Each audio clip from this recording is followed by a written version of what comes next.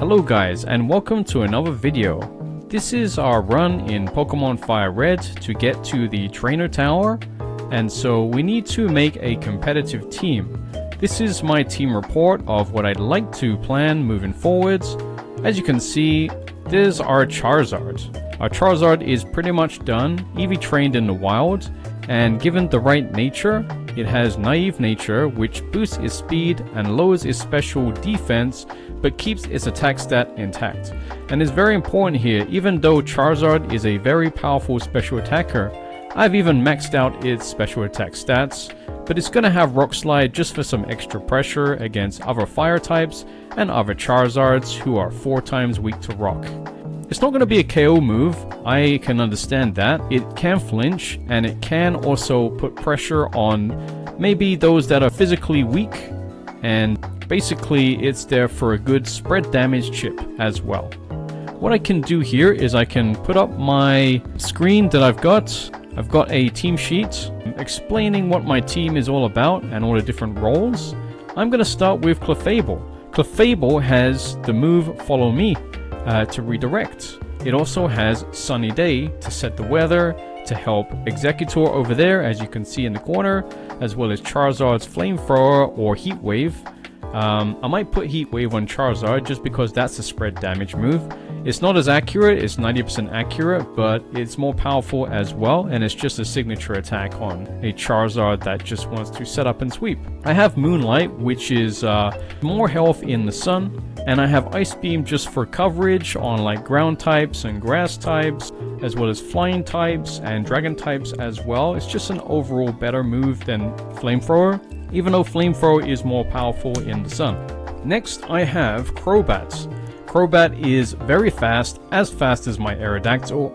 It's actually going to replace Aerodactyl because first it has the Inner Focus ability, so it cannot be flinched by Fake Outs, and secondly it has Haze, so any Pokemon that has like buffed itself up with speed, defense, attack, or even double team, it can just haze it out and then taunt so it can't use it again. It can also use Sunny Day to set up the team, which is pretty cool as well. Sludge Bomb is a 90 base power move. It's a physical attack in Pokemon FireRed, and it also has a chance to poison. So moving down, we have Gyarados, which is a very strong physical attacker. It has Dragon Dance, Return, Earthquake, Protect. Earthquake because its special attack is really weak, and all water attacks in the game are special attacks. Secondly, Earthquake can still cover against rock types and fire types, which is what, well, Surf is supposed to do.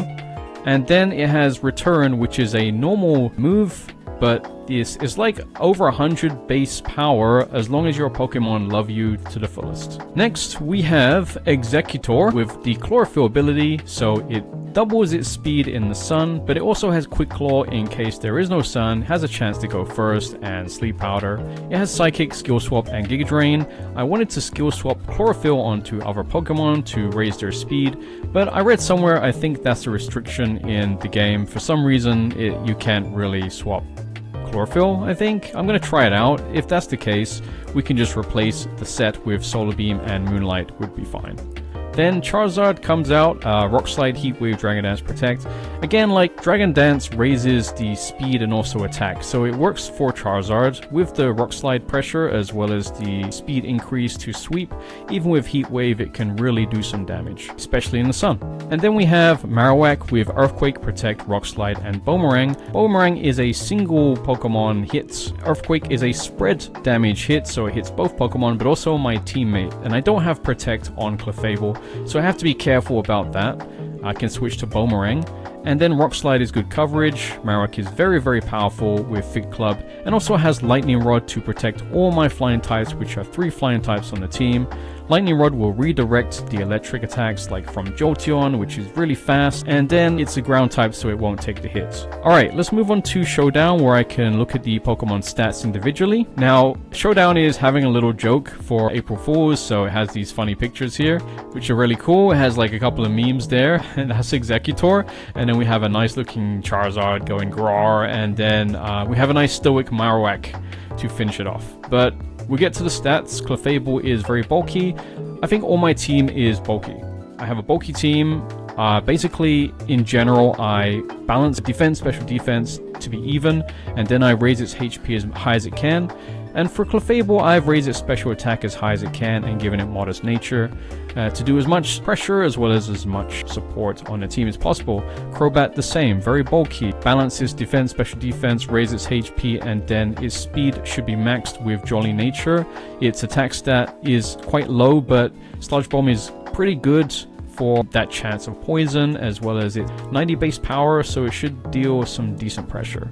And then we have Gyarados. Gyarados is a bulky attacker as well. It can really take a hit. A little bit of speed investment there to help its Dragon Dance, and then max attack just to deal all the damage with Adamant Nature. And then we have Executor, the same, balances attack, special attack, and HP, and then do as much damage it can to be as bulky as it can, but it will be decent with 331 special attack on level 100. Again, like if it had Solar Beam, then it will do enough damage for sure, especially a stab. Charizard the same, tried to balance its defenses, but they're not as big, as high as the others, but its HP is decent, I guess, so it can still take an attack. I can still experiment with that, and then given it is max special attack, and its speed is okay, but with like 2 Dragon Dances, it will outspeed everyone. Even 1 Dragon Dance will outspeed a vast majority of Pokemon. And then we have Marowak over here. I've balanced its special defense to match its defense, and then its HP is very low, but it's decent when it's maxed out, and then you max out its other defenses. So I think it will be as bulky as it can be.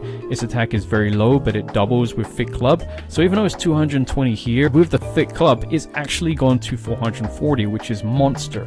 It's like more than Tyranitar, more than Salamence, so the biggest attackers in the game. So that's the team so far. It's a nice little Sun team. Yeah, that is what we're working on right now. Right now we're just hatching eggs.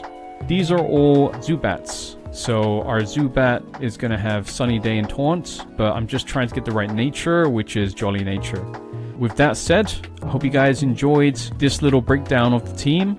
If you guys love this kind of thing, for example, to get this set, Dragon Dance, Protect, and I had Bite as well, all had to come from the same Pokemon, which was my Gyarados. You cannot like stack them like, oh okay, I want Rock Slide, and then breed another Charizard with Sunny Day, so they all form on the same moveset.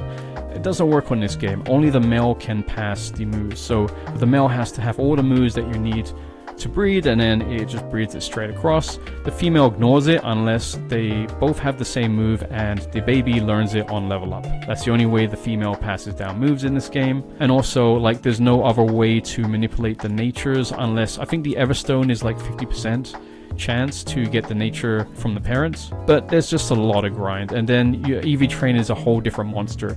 EV Train, you can only give it like 10 protein, 10 iron, 10 carbos, 10 calcium, and then the rest has to be trained in the wild and raise up the EVs the manual way. And I have a couple of videos with that too.